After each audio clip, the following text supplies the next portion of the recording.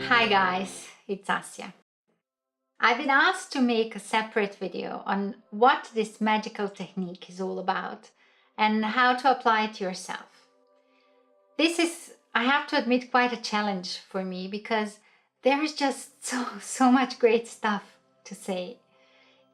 EFT is, in my opinion, the simplest and most effective way to heal, no matter whether on physical, emotional, or mental level of your being. So let me try this. EFT stands for Emotional Freedom Technique, and it consists of tapping on 9 specific acupressure points on our meridians.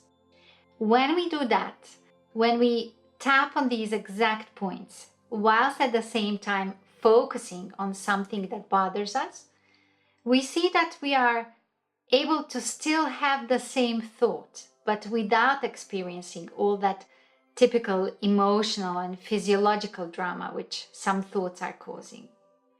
This state of tranquility allows us to easily let go of the negative thought and bring in something more empowering into our subconscious and more beneficial program, let's say. So how does this technique actually work? And what has scientific research shown about what happens in the brain as we tap? The thing is the following. When we feel stress, it is because at some level we feel threatened.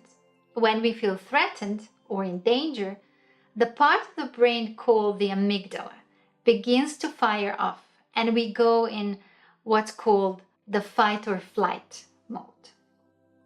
In it, our body reacts to a threat by increasing our heart rate, pumping adrenaline through our body, tensing up the muscles. Basically, it goes into overdrive to be ready for a fight. Now, this is all a very powerful response, and it's really great indeed. But if we need to fight off danger, and if not, it is just incredibly taxing on the body. So the problem we face in this modern day is that our amygdala cannot tell anymore the difference between a real threat or a perceived one. So getting that bad phone call from your boss or a client can create the same physiological response which our ancestors had when they were faced with a bear. Tapping on the endpoints of our meridians sends this calming response to the body, and the amygdala recognizes that it's safe. What's especially interesting and what I especially love about this technique is that doing the tapping while even just imagining or discussing a stressful event counteracts that stress and reprograms the response to it.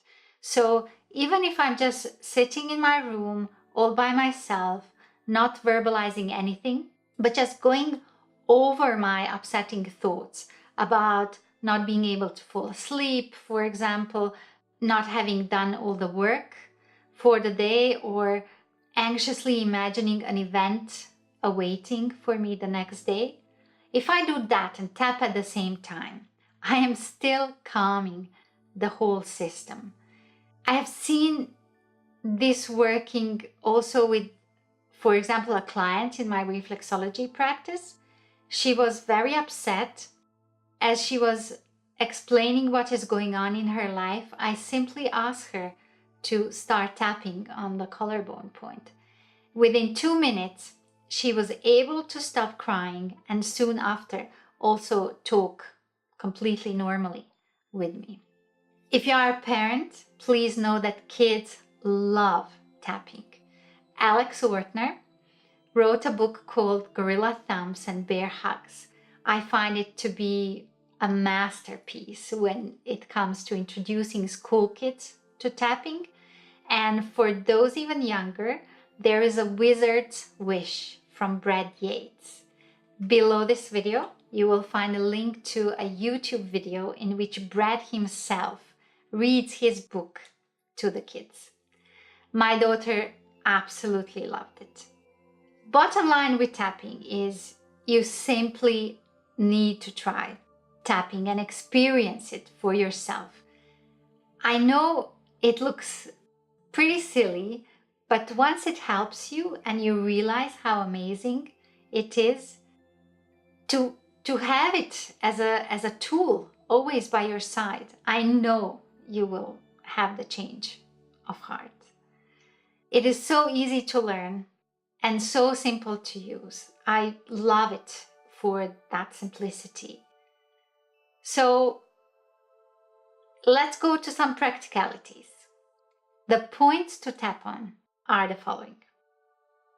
This is karate chop. Then we have eyebrow, side of the eye, under the nose, chin or under the mouth, collarbone. I like to tap it like this with my whole palm. Then there is the under the arm, which is about where we ladies strap the bra. Then there is the top of the head.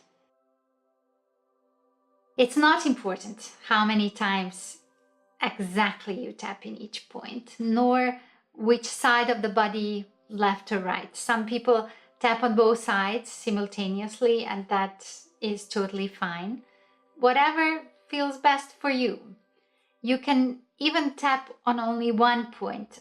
I, for example, tap the collarbone or the karate chop when walking in the street, for example. You can tap the karate chop under the table in a meeting, which is unpleasant or upsetting for you. It always works. Before one starts tapping, it would be good to have a glass of water. This is always very important when we do energy work. I also like to breathe in through the nose and breathe out through the mouth before I start, several times, just to tune in with my most inner self and get myself into the solution-oriented mode. Also, before tapping, it is always great to rate the level of your stress on a scale of 0 to 10. This is called getting your SUDS level, or the level of your subjective units of distress. It's important because it helps you measure your progress. What often happens is that people clear the feelings so fast, the negative one, that they actually forget how they felt before, because they get so disconnected from the old feeling they were feeling at the beginning of the session. Without measuring, they simply wouldn't realize how significant was the change that happened.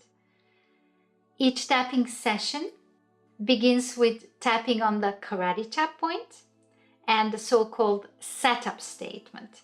The setup statement goes, even though I have this problem, and then you state the problem. So even though I have this headache, even though I feel stressed over this presentation, even though I'm angry at my boss, I love and accept myself. The setup statement allows you to be honest with yourself. And with this, you target what is really bothering you, and it sets you up for the entire process of tapping. Each tapping session consists of 2 distinct parts. In the first one, we simply verbalize or utter innerly how it is that we feel. This is called tapping on the negative, and it is super, super important because it is important to finally give our feelings a voice. When we do that, we bring up all that energy in our body and are clearing it instead of stuffing it down and having those negative thoughts subconsciously running us, running our life. If you are struggling with what to say, simply pretend that you are speaking to a best friend, and allow yourself to complain about the problem you have. Just give it a voice. Give a voice to that tape that seems to be running in your head on repeat anyway. Once you are feeling better, you can move into tapping on more positive, empowering, affirmative statements. And that's it. If you are interested in the science of tapping and the scientific research done with it, please visit www.thetappingsolution.com. I hope this was helpful, informative, and interesting. Now go on and tap.